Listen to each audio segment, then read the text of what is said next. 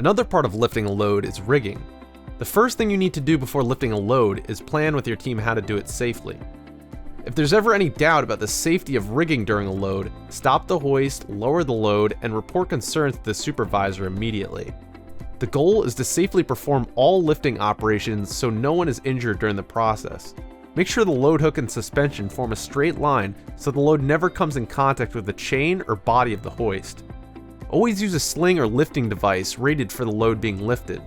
Never lift people with the hoist, and never work under suspended loads or lift loads over people.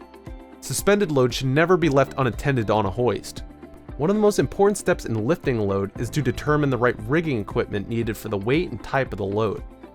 Improperly lifting a load can cause hazardous conditions for workers and could result in injury. Several types of slings can be used in rigging to lift a load. The load rate for synthetic round slings depends on the size of the sling and should be checked before use.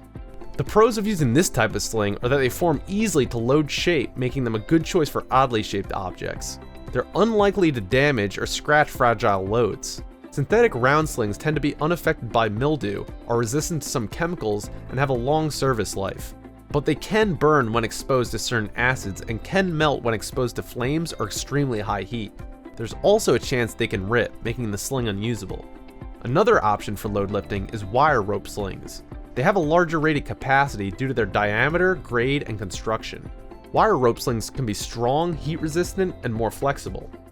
However, they can also be vulnerable to environmental conditions and may be subject to kinking and tiny cracks, making them weaker. Alloy steel chain slings may be a good option depending on the type of load to be lifted. They're strong and durable and can perform well even in harsh conditions. The cons to using alloy steel chain slings is that they could break when weakened through stretching in the chain links or with sudden jerking movements. These slings are also more susceptible to damage from rust, nicks, and gouges. They can also damage fragile loads.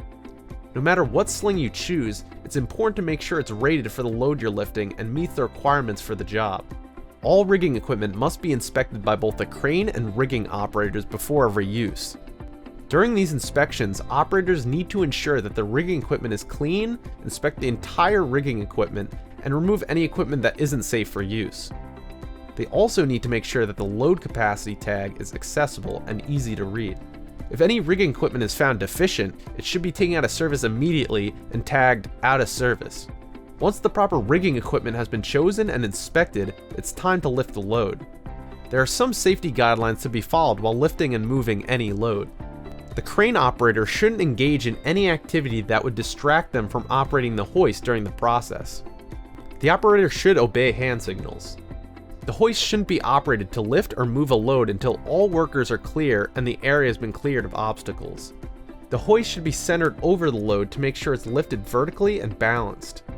Loads need to be lifted slowly. If a load becomes unbalanced, it should be lowered to the ground and the process restarted. Ropes can be used to steady the load and keep it from swinging if necessary. Sound fun? Well, not just anyone can operate a crane and hoist. There are specific qualifications that need to be met to be part of this team.